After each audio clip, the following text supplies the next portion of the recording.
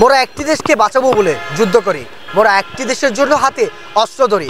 ৪টা আগস্ট ফেনীর মহিপালে সন্ত্রাসীদের তাণ্ডবের কথা আপনাদের মনে রয়েছে। ফিরে আসা কোনো এক যুদ্ধের ময়দানে সৈনিকের অনুভূতি আজকে আমরা জানার চেষ্টা করব।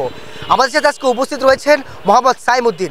তার কাছ থেকে আমরা জানার চেষ্টা করব ৪টা আগস্ট মহিপালের এই স্থানে তিনি কিভাবে সন্ত্রাসীদেরকে প্রতিহত করেছিলেন সেই গল্প। সেদিনের ভয়াবহতা আসলে ভোলার মতন না। সেদিন আসলে বেঁচে কি বাসায় ফিরব কিনা তাও কিন্তু গ্যারান্টি ছিল না। আসলে সেদিন আসা আমি এতে ছিলাম 11টার আগ মুহূর্তে আসা, যেহেতু আমার দায়িত্ব দেওয়া হয়েছিল সিকিউরিটির দায়িত্ব, নিরাপত্তা বা ছাত্রদেরকে নিরাপত্তা দেওয়া। আমার সহ আমার আরও ভাই বন্ধুরা ছিল, ওনারা সহ এখানে অবস্থান নিয়েছিলাম। ঠিক পেলাদার সামনে অবস্থান নিয়েছিলাম। পরবর্তীতে এখানে তো প্রায় আমরা ঘন্টা 1 ঘন্টা অবস্থান নিয়েছিলাম 1টা পর্যন্ত। পরবর্তীতে আমাদের টাইম হয়, এরপর আবার মসজিদে চলে যাওয়া বিদ্যুৎ অফিসে। তখন নামাজটা শেষ করার আগ মুহূর্তে কানে আসতেছিল যে কিছু একটা হচ্ছে বা বাইরে ওরা আসতেছিল সন্ত্রাসীরা। আমি পেলাবার উপরে উঠে যাই, তখন দেখছি যে ও পেলাবার, হ্যাঁ তখনও গোলালু চলছে, পায়ার চলছে, ওপেন পায়ার। তখন পেলাবার উপরে উঠে যাই, সার্কাটাদের সামনে থেকে দেখছি যে কিছু ইট পার্কের নিচে ছিল। তখন কয়েকজনকে সাধারণ পাবলিক ছিল, এরা বললাম যে ভাই কিছুটা সহযোগিতা করেন, ইট পার্কেলগুলো কিছুটা উপরে নিক্ষেপ করেন। তখন তোরা উপরে এগুলো নিক্ষেপ করছিল, আমি গেছিলাম যেহেতু দুইটা সাইড, আমি আমার বাম সাইডে যেহেতু এগুলো নিক্ষেপ করছিলাম যে ছাত্ররা যেহেতু এখানে আনি কিছুটা হলেও সন্ত্রাসীদেরকে যাতে প্রতিহত করতে পারে। তখন দেখছিলাম যে না, এগুলো কিছু হচ্ছে না। তখন আমি ছাদের উপরে কিছু ইট পার্কেল দেখতে পাই ওই সাইড থেকে, পেলাবার উপর থেকে।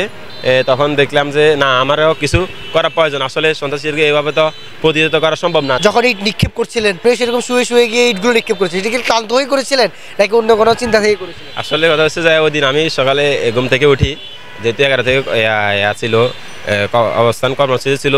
তখন আম্মু রুটি দিছিল, চা দিছিল, এখন জানি ভালো লাগতেছিল না আসলে, কি জানি মনে হয়। তখন আম্মুকে বললাম যে বিস্কিট আছে কিনা বাসায়, মানে অন্য কিছু আছে কিনা। তখন আম্মু বিস্কিট আনি দিয়ে বিস্কিট 2টা খেয়ে আসা। তখন তো ক্লান্ত তো অবশ্যই, যেহেতু এখানে 10:30 থেকে 1টা পর্যন্ত সন্ত্রাসী আসার আগ মুহূর্ত ছিলাম। ক্লান্তটা আসলে হওয়ার কথা অনেকক্ষণ, যেহেতু আধা ঘন্টার মতন আমি পেলাবার থেকে এই নিক্ষেপ করেছিলাম। আবার এখানে উঠা, এখান থেকে আবার এটা হয়তো ভিডিওটা শেষ মুহূর্তে, এখনও প্রায় আমি এখানে 1.5 ঘন্টার মতো ছিলাম। আপনি এক পর্যায়ে একটা রড নিয়ে একটা রড নিক্ষেপ করেছিলেন, সেই রডে কয়েকজন আহত হয়েছিল, এটা এই দৃশ্য দেখেছিলেন? আসলে এটা শেষ মুহূর্তে আমি একবার এখানে ছিলাম অনেকক্ষণ। পরবর্তীতে যে অনেকে বলতেছে ভাই আসতেছে, তখন আমি একটু সেফের জন্য ভিডিওতে দেখা যাচ্ছিল কাঠের একটা ছাদ ছিল, ওখানে দৌড়ানোর সময় আবার ভেঙে আমি অর্ধেক নামি যাই, কাঠটা ভেঙে নামি যাই, হাঁটুতে আহত হই। পরবর্তী আবার মানে পুরোপুরি না নামি, শুধু ওটার নিচে নামছিলাম যে না আসলে কি আসতেছিল নাকি না আসতেছিল। তখন আমি 2টা রড নিই, একটা নিয়ে শুয়ে আস্তে আস্তে পিছন দিয়ে আসছি। পরবর্তী আসা এবার আমার এখানে আবার একজন ভাই আবার হেল্প করছিল, বাইকে আবার তাক করছিলাম যে বাইকে সন্ত্রাসীদের নাকি না, বাইক বলছিল না আমি সন্ত্রাসী না, সাধারণ পাবলিক কারোর সাথে হয়তো বা কথা বলতেছিল।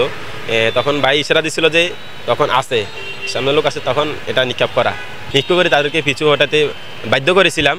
তার কারণে তাদেরও একটু বুলেট হয়তো বা শেষ মুহূর্তে ছিল, তারাও পিছু করতে বাধ্য হয়েছিল। যে ভিডিওটি ধারণ হয়েছিল অনেক দিন পর দেখলেন, আসলে মনে হয়েছিল এরকম কোনো ভিডিও ধারণ হয়েছে বা দেখার পর কি মনে হয়েছে? এটা তো আমাদের পেজ থেকে ছাড়া হয়, এটা দেখার পর আসলে আপনার কি মনে হয়, প্রথম কীভাবে জানতে পেরেছেন? ধন্যবাদ দিতে চাই ফেনীর পত্রকে যে ঘটনাটা কভার করার জন্য। আসলে ওই দিন তো এমন ভয়ানক পরিস্থিতি ছিল যে সন্ত্রাসীরা ওপেন ফায়ার করতেছিল, যে তখন কে ভিডিও করতেছিল বা না করতেছিল এগুলো দেখার সুযোগ ছিল না। আমি আসলে দেখতেছিলাম যে উপরে কেউ আসতেছিল না কিনা, ওই দিক দিয়ে বেশি ফোকাসটা ছিল।